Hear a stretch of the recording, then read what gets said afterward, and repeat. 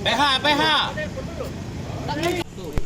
Masih ingat kasus penembakan yang nyebabkan korban M. Rudi meninggal dunia yang terjadi di DI Panjaitan, Lorong Lamo Laut, Kelurahan Bagus Kuning, Kecamatan Pelaju, Palembang oleh dua sekawan yakni M. Aryansyah dan Ari Putra beberapa bulan lewat.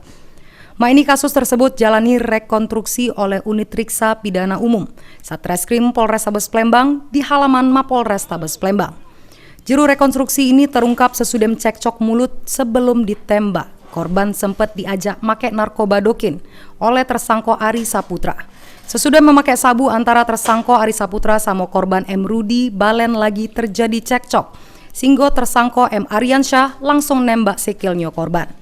Selek korban nak ngerebut pistol dari tersangka M. Aryansyah. Tersangka Ari Saputra langsung nembak bagian dada korban beberapa kali sampai terkapar dan pergi ninggal ke korban.